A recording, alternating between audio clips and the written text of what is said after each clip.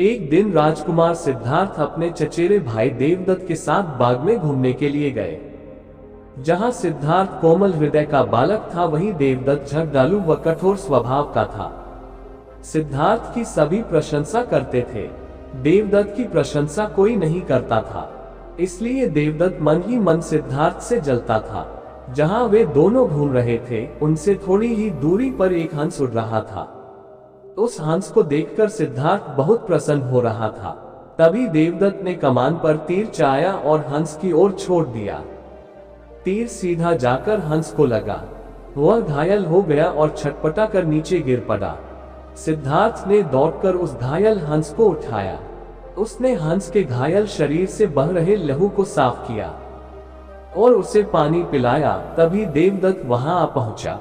उसने क्रोध से सिद्धार्थ की ओर देखा और बोला, इस हंस को चुपचाप मुझे दे दो सिद्धार्थ, इसे मैंने तीर मारकर नीचे गिराया है। नहीं, सिद्धार्थ ने हंस की पीठ सहलाते हुए उत्तर दिया, मैं इस हंस को तुम्हें नहीं दे सकता। तुम निर्दयी हो, तुमने इस निर्दोष हंस पर तीर चलाया है। यदि मैं इसे न बचाता तो इस बेचारे की जान चली जाती। देखो सिद्धार्थ, देवदत्त उसे घुकर बोला, ये हंस मेरा है, इसे मैंने तीर मारकर नीचे गिराया है।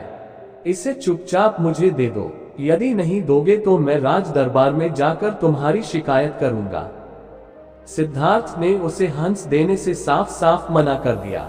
देवदत्त राजा शुद्धोधन के दरबार में जा पहुंचा और सिद्धार्थ की शिकायत की। शुद्धोधन ने उसकी शिकायत को ध्यानपूर्वक सुना, फिर सिद्धार्थ को बुलावा भेजा। कुछ ही देर में सिद्धार्थ हंस को लेकर राज दरबार में उपस्थित हो गया। राज दरबार के उच्च सिंहासन पर राजा शुद्धोधन बैठे थे। आसपास के नीचे आसनों पर राज्य मंत्री तथा अन्य पदाधिकारी बैठे थे। कई सैनिक हथियार लिए द्वार के निकट खड़े थे। शुद्धोधन के संकेत करने पर देवदत्त सिर झुकाकर बोला, महाराज, जो हंस इस समय सिद्धार्थ के पास है वह मेरा है। इसे मैंने तीर मारकर पृथ्वी पर गिराया था। सिद्धार्थ ने इसे उठाकर इस पर अपना अधिकार कर लिया है। ये हंस मेरा है, कृपया इसे मुझे दिलाया जाए। राजा शुद्धोधन ने सिद्धार्थ की ओर देखा और बोलने की ओर संकेत दिया। सिद्धार्थ ने सिर झुकाकर शांत स्वर में कहा, महाराज, ये हंस निर्दोष है, ये बिना किसी को कोई कष्ट दिए उड़ा जा रहा था। देवदत्त ने इसे तीर मारकर घायल कर दिया। मैंने इसका उपचार किया है, इसके प्राण बचाए हैं। मैं समझता हूं कि प्राण लेने वाले से अधिक प्राण बचाने वाले का अधिकार होता है। मैं आपसे प्रार्थना करता हूं कि यह हंस मेरे पास ही रहने दिया जाए। मैं इसे बिल्कुल स्वस्थ करके आकाश में उड़ा देना चाहता हूं। शुद्धोधन ने अपने सभासदों से विचार विमर्श किया। वे सभी एक ही स्वर में बोले, महाराज, राजकुमार सिद्धार्थ का कहना बिल्कुल ठीक है। जीवन लेने वाले से बचाने वाले का अधिक अधिकार होता है।